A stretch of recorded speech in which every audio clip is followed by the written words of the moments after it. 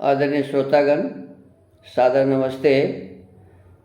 जैसा कि मैं पिछले दिनों से आपसे निवेदन कर रहा हूं कि हमारे पूरे भारतवर्ष में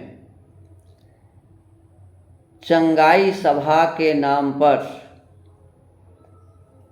केवल यीशु यीशु कहने से, परमेश्वर पर विश्वास लाने से कठिन से कठिन रोग दूर हो जाएंगे।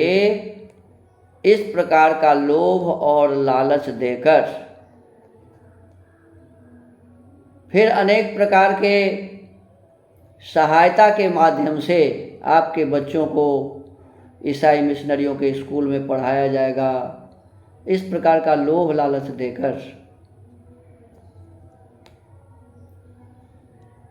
आपके जितने भी भगवान हैं, देवता हैं, सभी शैतान हैं, इसीलिए आप बीमार पड़ते हैं, ऐसा भय दिखाकर लोगों को ईसाई बनाया जा रहा है। खासकर भारतवर्ष के पिछड़े हुए बिहार राज्य में, और बिहार राज्य में भी जो बॉर्डर का इलाका है नेपाल का, उसके सटे हुए ज़िले में और भी अधिक जोर शोर से, धड़ल्ले से ईसाईकरण हो रहा है। आप सब थोड़ा सा ध्यान रखें, विचार करें।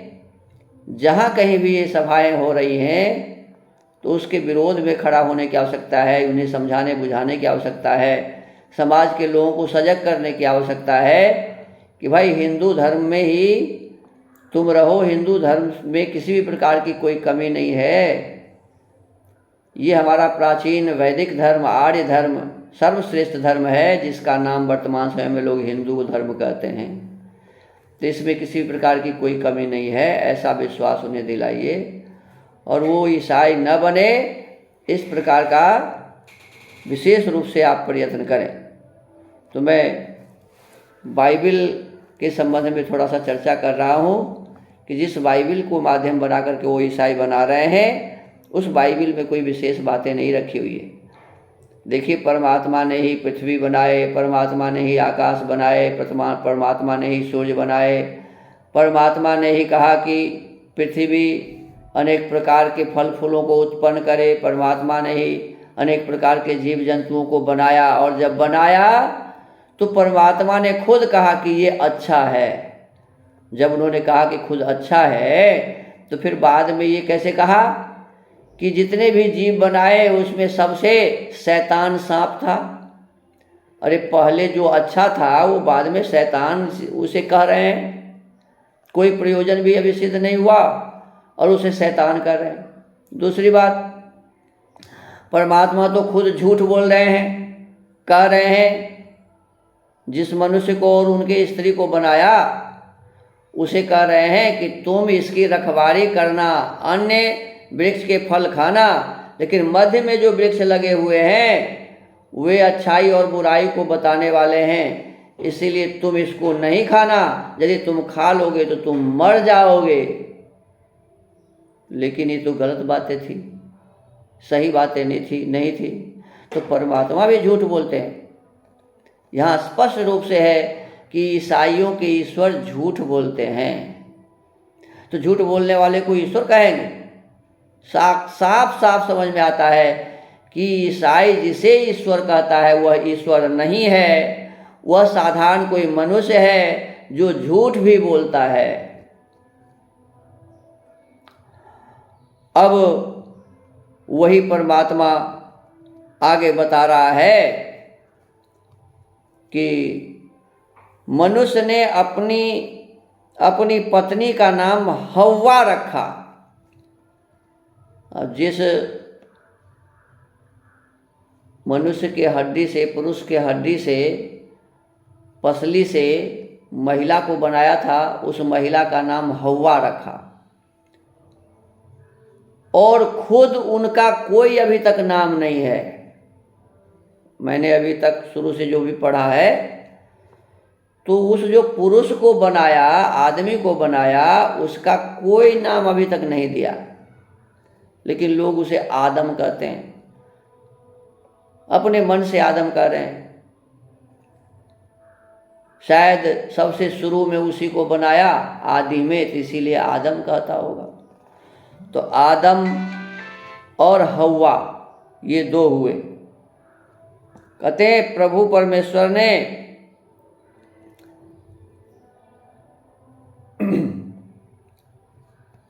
जिस मनुष्य को बनाया था उस मनुष्य ने अपनी पत्नी का नाम हव्वा रखा, क्योंकि वह समस्त जीवनधारी प्राणियों की माता बनी।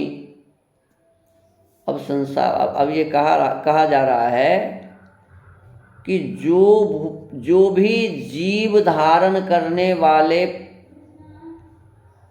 हुए सभी की माता वो हव्वा थी। अर्थात गाय, भैंस, कुत्ता, घोड़ा, हाथी जितने भी थे, पशु पक्षी,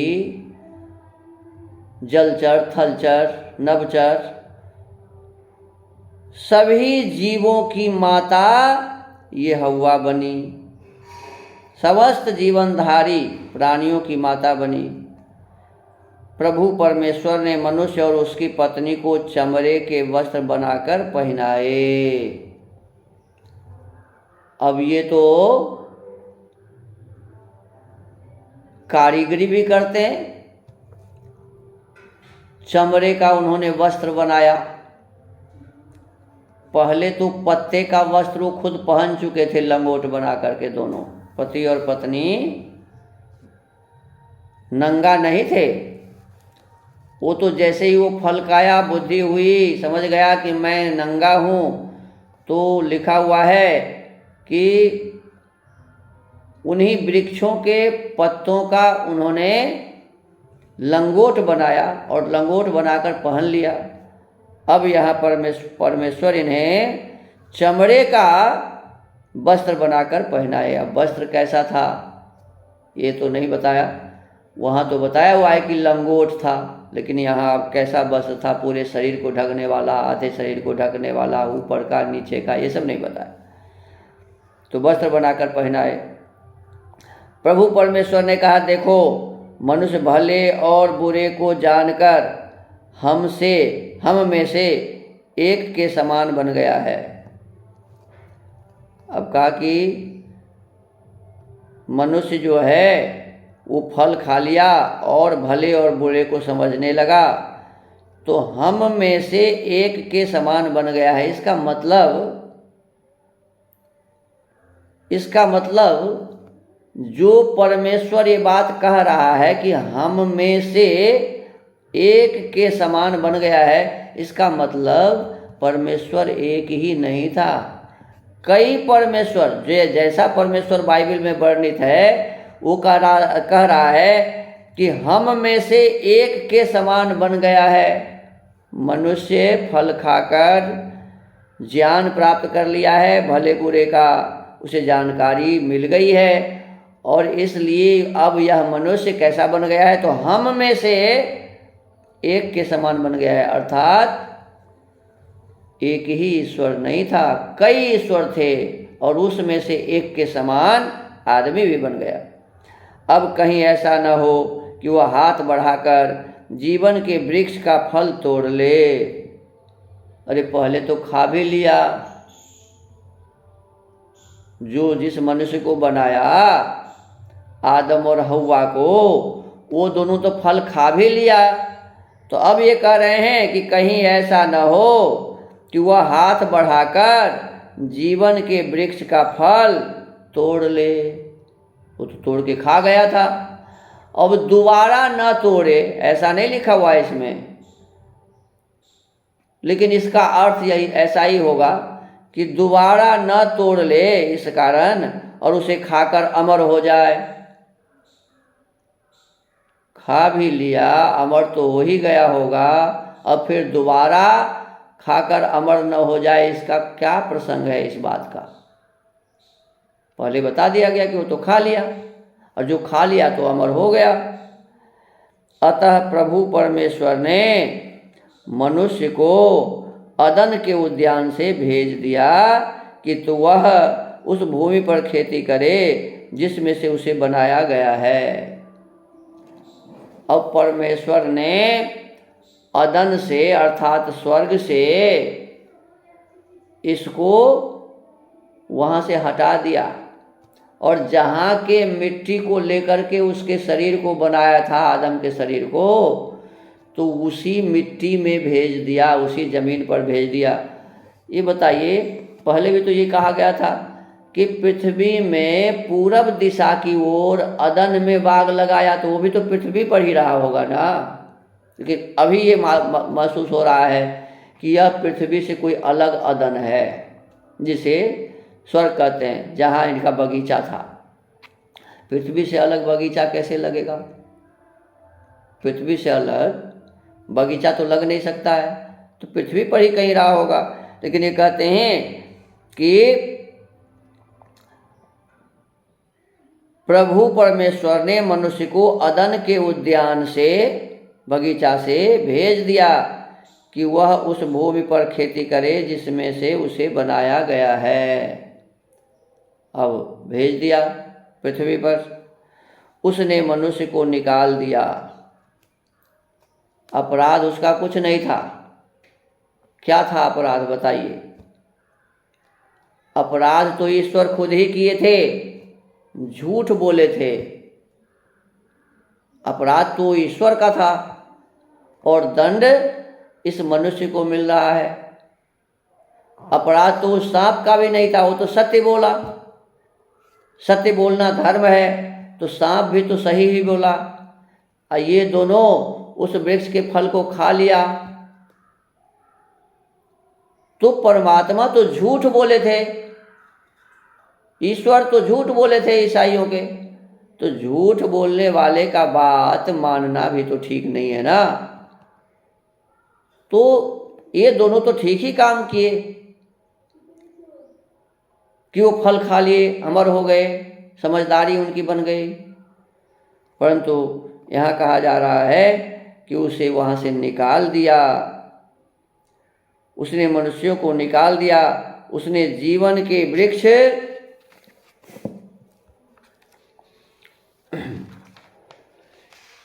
की ओर जाने वाले मार्ग की रखवाली करने के लिए अदन के उद्यान की पूर्व दिशा में करूबों तथा चारों ओर घूमने वाली ज्वालामय तलवार को नियुक्त किया। ये करूबों क्या होता है? करूबों का मतलब इसमें नहीं लिखा हुआ है, लेकिन चारों ओर तलवार, चारों ओर घूमने वाली ज्वालामय तलवार, जिसमें से आग निकल रहे थे, ऐसे तलवार को पूर्व की दिशा में रखवाली करने के लिए कि इसमें मनुष्य ना आए। अच्छा, एक बात देखिए, पहले बताया हुआ है क्या कि पृथ्वी पर जहाँ वो थे, पृथ्वी के पूर्व दिशा में अदन में बाग लगाया, तो पृथ्वी के पूर्व दिशा में वो अदन था। और फिर कहते हैं कि उस अदन से उन आदम और हव्वा को वापस पृथ्वी पर भेज दिया, जहाँ की मिट्टी से उसे बनाया था। और यहाँ क्या कह रहे हैं कि उसे वापस तो भेज दिया, लेकिन रखवाली करने के लिए अदन के उद्यान की पूर्व दिशा में। अब ये बताइए, आप सोचिए, विचारिए कि यदि अदन के उद्यान के पूर्व दिशा में ज्वाला से युक्त उस तलवार को रखवाली करने के लिए दिया, तो उद्यान के पश्चिम वाला भाग जिधर मनुष्य आया था वो तो रखवाली से रहित है, उसका रखवाली तो नहीं हो रहा है। तो ये आदमी तो फिर जैसे वहाँ गया था वैसे पुनः चला जाएगा। रखवाली तो अदन उद्यान के पूरब की दिशा को कर रहा है। पृथ्वी के पूरब में अदन में उद्यान लगाया और उस अदन में जो उद्यान है उसके पूरब दिशा में रखवाली करवाता है इस बाइबल का ईश्वर। तो फिर अदन जब पूरब में था तो पश्चिम में ही न था पृथ्वी, और इसी से मिट्टी लेकर के उसे बनाया था ना, तो इस पर उसे भेज दिया, तो इधर तो रखवाली नहीं हो रही है। तो ये क्या बातें हैं। हमको लगता है कि इसको लिखने वाले को कोई समझदारी नहीं थी, भीतर में कोई होश नहीं था कि मैं क्या लिख रहा हूं। पुनः समझ लीजिए कि पृथ्वी के पूरब दिशा में अदन में बाग लगाया, बगीचा लगाया, फुलवारी लगाया, और उससे जिस आदमी को रखवाली के लिए देता उसको वापस फिर पृथ्वी पर भेज दिया, पश्चिम की तरफ, पूरब के दिशा से पश्चिम की ओर भेज दिया। और रखवाली किधर कर रहा है? फिर रखवाली के लिए जो करूबों को नियुक्त किया और आग से युक्त खंजरों को, ज्वालामय तलवार को नियुक्त किया, वो पूरब दिशा की ओर किया। तो पीछे वाला भाग, पश्चिम वाला भाग तो बिना रखवाली का ही है, खाली ही है।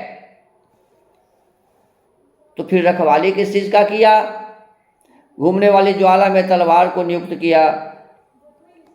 अब काइन और हाबिल का आख्यान, यहां से अब दूसरा आख्यान प्रारंभ होता है कि आदम ने अपनी पत्नी हव्वा के साथ सहवास किया। आदम, जिसको परमात्मा बाइबल की ईश्वर ने बनाया था मिट्टी से, जिसमें जान फूका था, और जिस हव्वा को बनाया था आदम के हड्डी से, पसली से, इस दोनों को अब संतान करने के लिए ये दोनों आपस में सहवास किए। तो हव्वा ने कहा, आदम ने अपनी पत्नी हव्वा के साथ सहवास किया, अब वह गर्भवती हुई। हव्वा अब गर्भवती हो गई और उसने एक बालक को जन्म दिया जिसका नाम था काइन। उसने काइन को जन्म दिया। आदम का, हव्वा का पहला संतान जो है वो है काइन। तो काइन को जन्म दिया। हव्वा ने कहा, प्रभु की कृपा से मुझे बालक प्राप्त हुआ। ये आदम की कृपा नहीं, प्रभु की कृपा हुई। प्रभु की कृपा से बालक प्राप्त हुआ। तत्पश्चात हव्वा ने काइन के भाई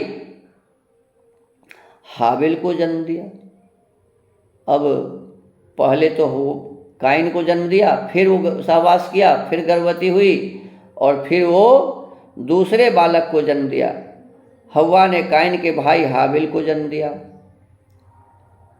अब यहाँ कहा गया कि दो जो बालक था उसमें काइन और हाबिल, तो हाबिल को काम जो मिला वो बड़ा हुआ होगा, छोटा में थोड़े कोई काम करेगा, लेकिन अब बड़ा हुआ होगा तो उसे काम दिया। क्या दिया? हाबिल भेड़ों का चरवाहा था। देखिए, साफ साफ झलक रहा है कि इस बाइबिल को बनाने वाले को बकरी और भेड़ के अलावा और कोई चीज था ही नहीं। जिस समय ये बनाया गया वो बकरी के चरवाहे ही थे, तो भेड़ों का चरवाहा था, वो भेड़ चराने जाता था।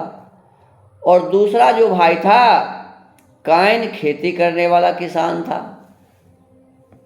दो भाई था, छोटा था, तो छोटा बड़ा काम कैसे करेगा?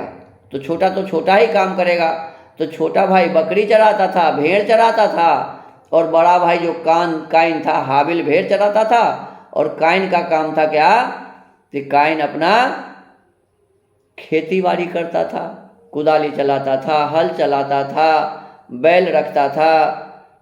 इस माने खेती बाड़ी के जो काम होते हैं तो ये मूर्ख लोग ही करते हैं ज़्यादा।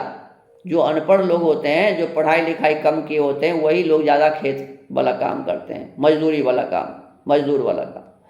तो ये मजदूर वाला काम, खेत में हल जोतने का, कुदाली चलाने का, बिया छिटने का, रोपने का, काटने का, ये सब काम काइन करता था। और छोटा था हाबिल, तो हाबिल केवल भेड़ चराता था। अब कहते हैं कायन ने समय आने पर खेत की उपज प्रभु को भेंट चढ़ाई। अब कब समय आया, कितना दिन के बाद, जब खेती में से अनाज उत्पन्न हुआ तो उनके जो प्रभु थे परमात्मा, उसको भेंट चढ़ाया। हाबिल ने अपने पशुओं के पहलौठे बच्चे और उनका चर्बी युक्त मांस चढ़ाया। देखो, एक भाई जो किसान का खेती करता था, वो खेती से प्राप्त जो अन्न थे उसको परमात्मा को दिया, और दूसरा जो हाबिल था, वो हाबिल क्या किया, तो उसके पास बकरी भेड़ चराता था, तो उसी को मारकर उसके चर्बी युक्त मांस को परमात्मा को चढ़ाया। इसका मतलब साफ साफ है कि जो ईसाई का ईश्वर है यह भेड़ और बकरी को खाता है, इसी का मांस खाता है, यही वो चढ़ाया। प्रभु ने हाबिल तथा उसकी भेंट पर कृपा दृष्टि की। अब देखो लिखा है कि किस पर कृपा दृष्टि की, तो जो भेड़ का मांस चढ़ाया, चर्बी युक्त मांस, उस पर कृपा दृष्टि की, पर कायन और उसकी भेंट को स्वीकार कर दिया। बस अब समझ लो इसमें कौन गलत किया, कौन अच्छा किया। अरे खेती बाड़ी करके जो अन्न प्राप्त था तो वो तो ईमानदारी का अन्न था, बिना दुख कष्ट दिए हुए किसी का था, और भेड़ का मांस चढ़ाया वो तो उसको काट कर चढ़ाया, तो छोड़ने योग्य तो मांस ही था। लेकिन ये परमात्मा कैसे हैं ईसाई के, जो क्या किए, तो ये ईसाई के परमात्मा मांस खाने में इतने रुचि लेते हैं कि मांस चढ़ाने वाले को तो अच्छा कहा, उसको स्वीकार कर लिया, और अन्न आदि जो कायन चढ़ाया उसको बुरा कहा, उसके दिए हुए अन्न को नहीं लिया। अपराध क्या था इसकी चर्चा इसमें नहीं है। क्यों उसके मांस को लिया, स्वीकार किया, क्यों इसके अन्न को नहीं स्वीकार किया, इसकी कोई चर्चा नहीं है। और आदम और हव्वा का प्रथम संतान था, प्रथम और दूसरा संतान था। तो इससे विचार करने से पता चलता है कि ये ईश्वर भी समझदार नहीं है, बाइबल का ईश्वर भी समझदार नहीं है, न्याय अन्याय को नहीं समझता है, क्या करना क्या नहीं करना इस बात को नहीं जानता है। और उनके जो जन्म जिन्हें दिए हुए थे आदम हुआ और उसे कायन और हाबिल हुआ, ये दोनों भी इस विषय वस्तु को कुछ नहीं जानते थे। ये तो थे ही भेड़ चराने वाले और मजदूर का काम करने वाले, खेती करने वाले। पर कायन और उसकी भेंट को अस्वीकार कर दिया, इसलिए कायन बहुत नाराज हुआ। उसके दिए हुए अन्न को स्वीकार नहीं किया, इसलिए वो बहुत नाराज हुआ। उसका मोह उतर गया, छोटा हो गया मुंह। प्रभु ने कायन से पूछा, तू क्यों नाराज है, क्यों तेरा मुंह उतर गया है? यदि तू भलाई करे तो क्या मैं तुझे ग्रहण न करूँगा? अब बताओ, पहले ये कहीं लिखा होता कि ये भलाई नहीं करता था, तब न ये बात सामने आती कि तुम यदि भलाई करे तब क्या तुम्हारा मैं नहीं लूँगा। वो तो भलाई करता ही रहा होगा, तभी तो किसानी कर रहा था। और यदि मान लीजिए वो भलाई नहीं कर रहा था तो सो तो प्रसंग ऊपर में रहता ना, सो नहीं है। तो कहते हैं, प्रभु ने कायन से पूछा, तू क्यों नाराज है, क्यों तेरा मुंह उतरा हुआ है? यदि तू भलाई करे तो क्या मैं तुझे ग्रहण न करूँगा, किंतु यदि तू भलाई न करे तो देख तेरे द्वार पर पाप खड़ा है। अरे ये तो जब वो भलाई नहीं करेगा तब ना, वो तो भलाई कर ही रहा था, कहाँ पहले लिखा हुआ है कि भलाई नहीं कर रहा था? वह तेरी कामना कर रहा है तो उसको अपने बस में कर। अब इस प्रकार से ईसाइयों के जो भगवान हैं उन्हें पता ही नहीं है कि हमारा जो भक्त है काइन और हाबिल, उसमें आखिर ये अच्छा काम करता है वो बुरा काम करता है, अच्छा काम क्या है बुरा काम क्या है।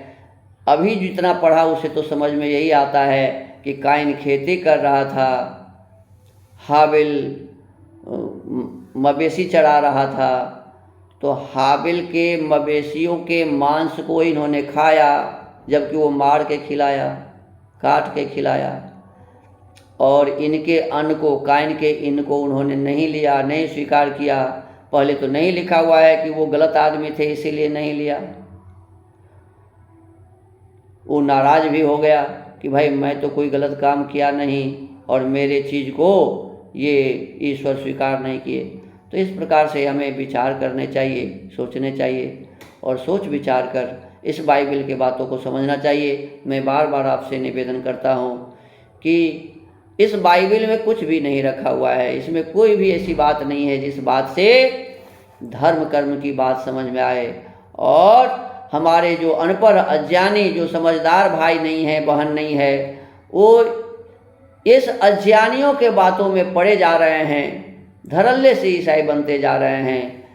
उनकी सद्बुद्धि खुले, आप लोग उन्हें समझाएं और हमारी ये जो वैदिक संस्कृति है, हमारा ये भारतवर्ष है, आर्यावर्त है, इस आर्यावर्त के वासी विधर्मी न बने, ईसाई मुसलमान न बने, यही निवेदन है। इसी निवेदन के साथ आज के इस प्रसंग को विराम देते हैं। आप सबको धन्यवाद, सबको नमस्ते। ओम।